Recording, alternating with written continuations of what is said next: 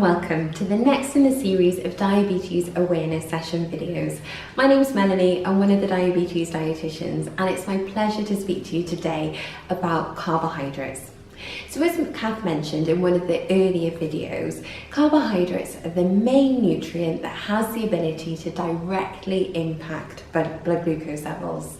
So getting to grips with carbohydrates, getting to know them better and how they enter the diet can be a really useful tool in diabetes management. So although carbohydrates is one type of nutrient, there are also other nutrients as well overall. So we've got protein, we've got fats, we've got vitamins and minerals, and we've also got fibre and water. But thinking about carbohydrates in more detail, sometimes people will reflect to us that they've heard that diabetes is a sugar condition, that it's related to sugar and sugar in your food. Actually, it's related to carbohydrates, and sugar is a type of carbohydrate. And there are a number of different categories that you might put carbohydrates into. So thinking about carbohydrates as the umbrella term, the first types that I'd like to speak to you about are starch-based carbohydrates. So they're things like your breads, your pasta, your rice, your cereal, your oats as well. And also included are things like your potatoes too, so they might form the basis of a meal as things stand in your diet at the moment. Then the second group that I'd like to talk to you about is your naturally occurring sugars. So you've got things like your milk, so that's your lactose sugars. You've got your fruit or fruit juice, and that's fructose sugars. And you'd also have things like yogurt, and also honey would sit in this section as well as the natural sugars. And finally, the third type is the added or processed sugars. So these foods might be things that have been through quite a lot of processing, they've had sugars added to them during that process. So they're things like your sweets and chocolates, your cakes and biscuits, might be some of your desserts, your pastries as well. And fizzy drinks, full sugar fizzy drinks would also be included in this section. And the reason that we mention them as types underneath this carbohydrate umbrella term is because it's to do with their structure.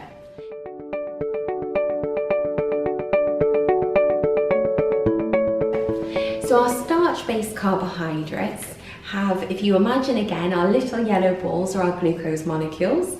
So the structure of starch-based carbohydrates is quite closely packed, tightly bound. So when we digest them after we've eaten them, the glucose molecules are released more slowly into the blood.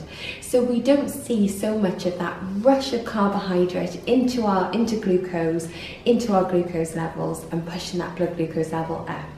So particularly going for whole grain options means that it gives the pancreas time to understand and see that the glucose is being released slowly, so it releases the insulin to try and match that carbohydrate so we don't see those big spikes, although the amount of carbohydrate is important there. We've also got our natural sugars or our added sugars are more like this kind of structure. So you can see that they're much more loosely bound than the starch-based carbohydrates, and so the glucose is released a lot more quickly, and we'll see that rise in the glucose levels then. So if I hold the two together, the structures really are quite different, and the time that the glucose takes to break down varies differently there. So that's what relates to the term glycemic index. If you've heard that before, you might have heard it mentioned. Moving towards lower GI foods, and there's information in the link below, just helps to kind of slow down that release of carbohydrates, and quite often they're foods that are high in fibre too, which is good for our bowel health. But it's important to mention that it's the total amount of carbohydrates across these three groups that has the biggest impact on blood glucose levels, and that if you can kind of get to grips with this, being aware of it, and perhaps if appropriate reducing the amount of carbohydrate, then that's what's going to have an impact on blood glucose levels in the short term and HbA1c in the long term. So thinking about how to measure how much carbohydrate you're having in the diet, we can look at some useful measures here.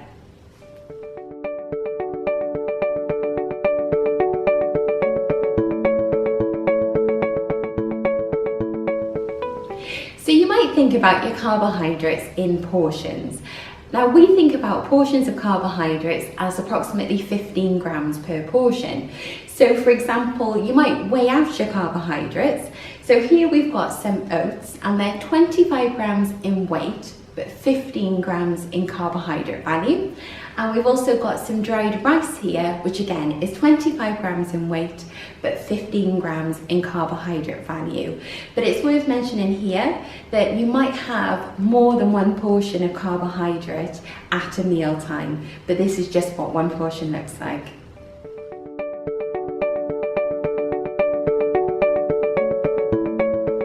Another way that you might measure how many carbohydrates that you're consuming is to look at the back of the food label. So it's important to mention here that what we're looking for is the total carbohydrate amount in that food. So it's not so much of which sugars, because that's not the total carbohydrate, it's carbohydrate value in grams.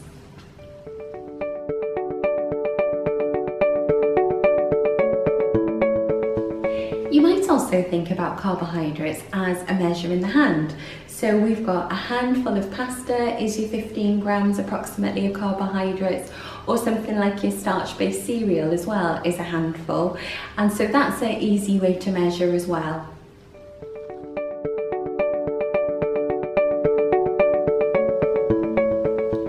We've discussed what a portion of carbohydrates might look like, but quite often as dietitians we'll get asked, how much carbohydrate can I have?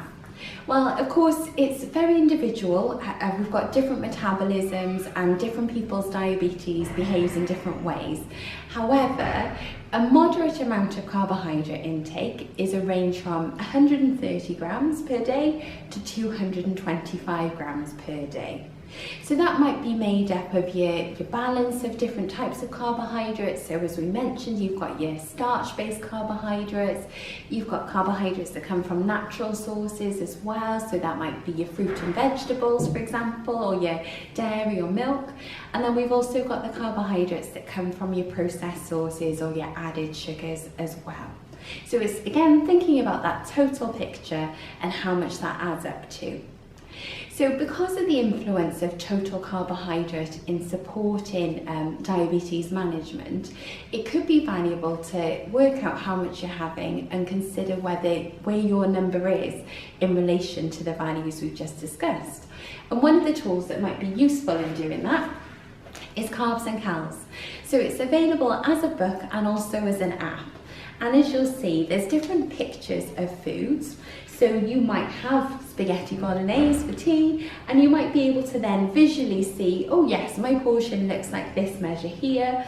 And the Carbs and Cals book will tell you how many carbohydrates roughly are in that plate of food.